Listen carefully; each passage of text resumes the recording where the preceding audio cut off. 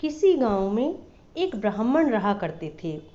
ये एक बहुत करामाती मंत्र जानते थे। मंत्र का गुण यह था कि एक विशेष प्रकार का नक्षत्र योग आने पर जब उसका प्रयोग किया जाता तो आकाश से नाना प्रकार के रत्न और धन की वर्षा होने लगती थी। उस ब्राह्मण के पास एक बड़े बुद्धिमान विद्यार्थी पढ़ते थे। एक दिन एक काम से ब्राह्मण उस विद्यार्थी को लेकर घर से बाहर हुए। कुछ दूर जाने पर वे एक घने जंगल में आ पड़े। इस जंगल में 500 डाकू रहा करते थे। राहियों के आते ही उनका माल असबाब लूट लेते।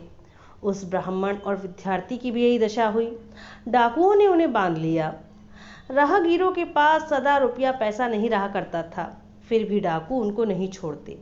वे एक को बांधकर दूसरे से कहते, जाओ, यदि हो सके तो रुपए लेकर आकर इसे छुड़ा ले जाओ।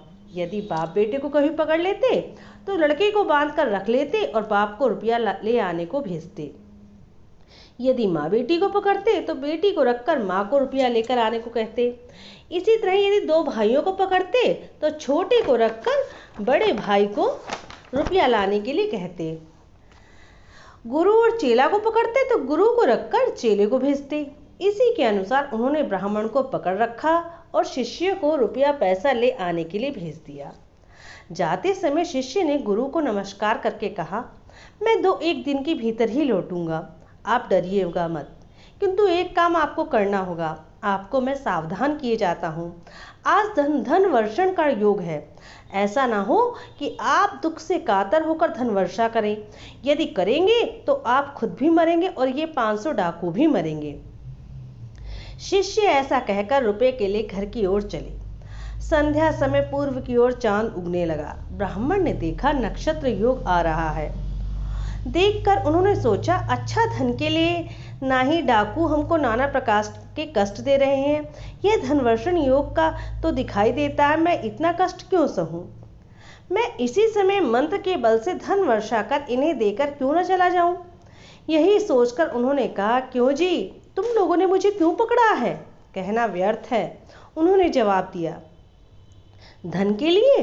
ब्राह्मण ने कहा, यदि यही बात है तो मेरा बंधन खोल दो, स्नान करने दो, नया वस्त्र पहनने दो, चंदन लगाने दो और फूलों की माला पहनने दो।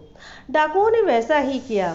ब्राह्मण ने मंत्र पढ़कर ज्यों ही आकाश की ओर देखा त्यों ही आकाश से नाना प्रकार के धन रत्नों की झड़ी लग गई। डाकू जिससे जितना हो सका उस धन को लूटकर अपने कपड़े में बांधकर चलते बने। ब्राह्मण भी उनके पीछे जाने लगे।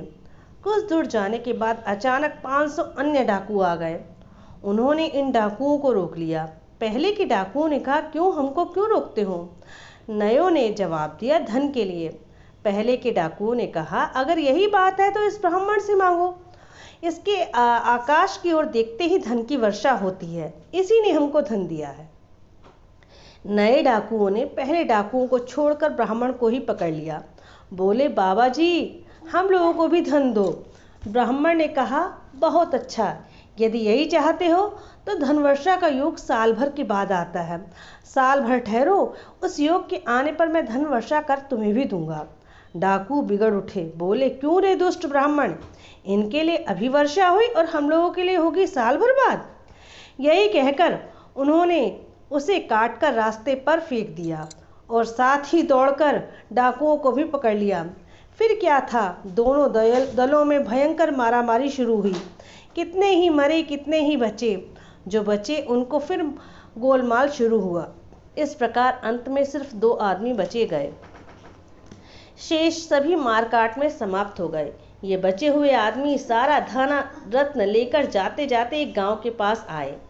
वहां उन्होंने एक वृक्ष के नीचे रुपयों को छिपा रखा था। उनमें से एक तलवार लेकर वृक्ष पर चढ़ गया और पहरा देने लगा। दूसरा खाने को भात लेने के लिए गांव में गया। तलवार लेकर पहरा देने वाले ने सोचा, अगर वह लौटकर आएगा तो धन को 2 हिस्सों में बांटना पड़ेगा।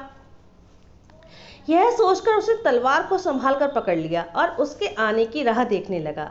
जो गांव से भात लेने गया था वह भी सोचने लगा, यदि वह जीता रहेगा तो आधा हिस्सा ले जाएगा। इस भात में विष मिलाकर यदि इसे खिलाया जाए तो खाते ही मर जाएगा और रुपया सारा का सारा पैसा मेरा होगा। यह सोचकर खुद को उसने आधा भात खा लिया और बाकी में विष मिला दिया। पहला आदमी पहले से ही सज धर कर बैठा था। दूसरे के आते ही तलवार से उसके 2 टुकड़े एक गुप्त स्थान में फेंक आया, फिर खुद भी विषाक्त भात खाकर मर गया।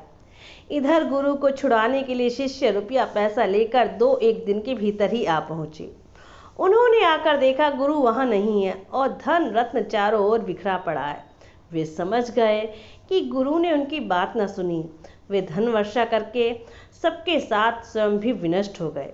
इस प्रकार इस लोक कथा का समापन हुआ। यह लोक कथा हजारी प्रसाद द्विवेदी जी के द्वारा लिखी गई थी। अगर आपको मेरी कहानियाँ लोक कथाएं पसंद आ रही हैं तो प्लीज़ मेरे चैनल को लाइक, सब्सक्राइब, शेयर और कमेंट ज़रूर करें। अगर आपको कहीं कुछ कमी महसूस होती है वो भी मुझे ज़रूर बताएं। आपने इतना कीमती वक्त मुझे दिया, इसके लिए आपका हृदय से बहुत बहुत धन्यवाद।